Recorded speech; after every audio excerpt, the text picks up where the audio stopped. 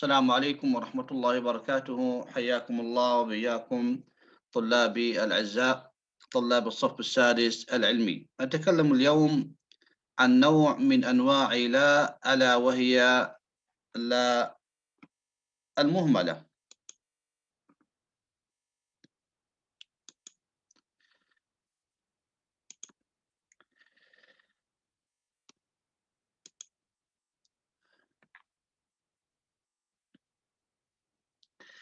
لا الداخلة على الجملة الاسمية أخي الطالب نوعان، إما أن تكون نافية للجنس أو أن تكون نافية مهملة.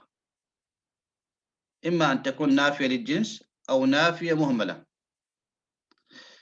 وتكون نافية للجنس إذا تحقق الشرطان. الشرط الأول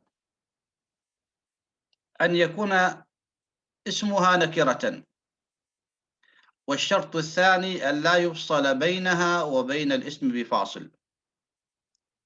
إذا تحقق شرطان تكون لا نافية للجنس وتكون عاملة. فقط في هذه الحالة تكون لا عاملة. ليس لدينا في أنواع لا عاملة سوى في هذه الحالة. عندما تكون نافية للجنس تكون عاملة عمل إن تنصب المبتدأ اسما لها وترفع الخبر. الاسم إما يكون منصوب أو أن يكون مبنيا. اسم لا النافي للجنس إما مبني إذا كان مفرد، أو يكون منصوبا إذا كان مضافا أو شبيه بالمضاف. إذا اختل شرط من الشروط، إذا كان الاسم المبتدأ أو المعرفة إذا دخلت لا على معرفة أو فصل بينها وبين الاسم بفاصل تكون نافية مهملة. تكون نافية مهملة. النافية للجنس يأتي بعدها اسم منصوب وخبر مرفوع. أما النافية المهملة يأتي بعدها مبتدأ مرفوع وخبر مرفوع. النافية المهملة عزيزي الطالب يأتي بعدها مبتدأ مرفوع وخبر مرفوع. الآن نأخذ أمثلة عن لا الداخلة على معرفة. قال الله تعالى: لا الشمس ينبغي لها أن تدرك القمر ولا الليل سابق النهار. وهنا يجب علينا أن ننبه أن لا المهملة يجب تكرارها. يجب تكرارها. وإما أن تكون هذه المكررة نافية مهملة أو تكون زائدة للتوكيد أو نوع آخر. هنا لدينا لا تكررت لا الأولى: لا الشمس ينبغي لها. هذه لا نافية مهملة. نافية مهملة. لماذا؟ لأنها دخلت على معرفة. والثانية: ولا الليل، أيضا نافية مهملة. السؤال يقول: ما نوع لا معللا؟ الجواب: نافية مهملة. لماذا؟ لأنها دخلت على معرفة.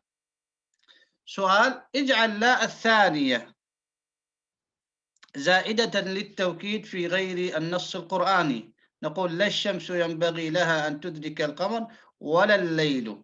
ولا الليل. ماذا فعلنا؟ حذفنا الخبر سابق النهار، حذفناه. يمكن أن نصوغ سؤالا آخر يقول: لماذا لا تعد لا الثانية ولا الليل هنا، لماذا لا تعد زائدة للتوكيد؟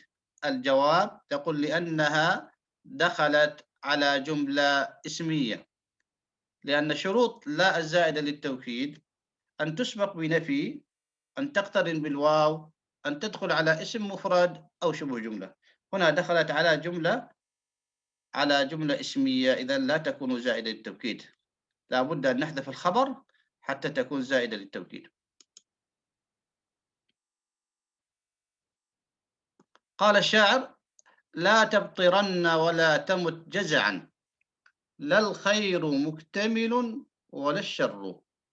هنا لدينا 4 لاءات، لا الأولى لا تبطرن ولا تمت، لا الخير مكتمل ولا الشر. السؤال يقول ثمة لا نافية، يعني هناك لا نافية مهملة، لا نافية مهملة، بينها معللا. الجواب لا الخير. هنا لا الخير هذه هي النافية المهملة لأنها دخلت على معرفة. سؤال ما رأي النحويين في إعراب الخير؟ الجواب مبتدأ مرفوع وعلامة رفعه الضمة الظاهرة. مبتدأ مرفوع علامة رفعه الضمة الظاهرة.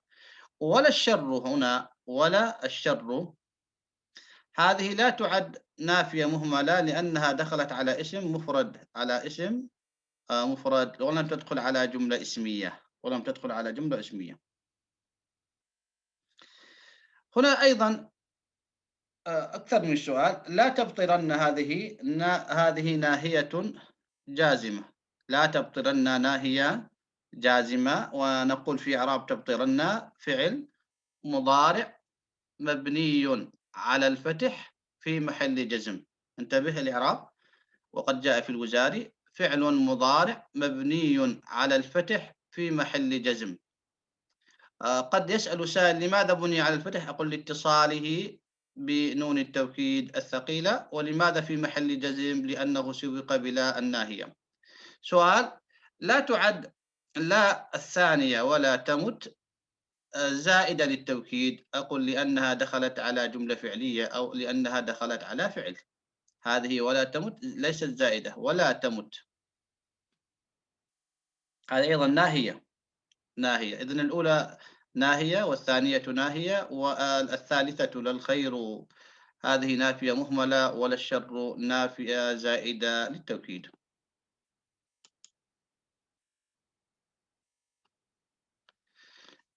إذا فصل بين لا واسمها تكون أيضا نافية مهملة. مثال ذلك قال الله تعالى لا فيها غول ولا هم عنها ينزفون. لا فيها غول ولا هم عنها ينزفون. هنا تكررت لا، الأولى نافية مهملة وكذلك الثانية نافية مهملة.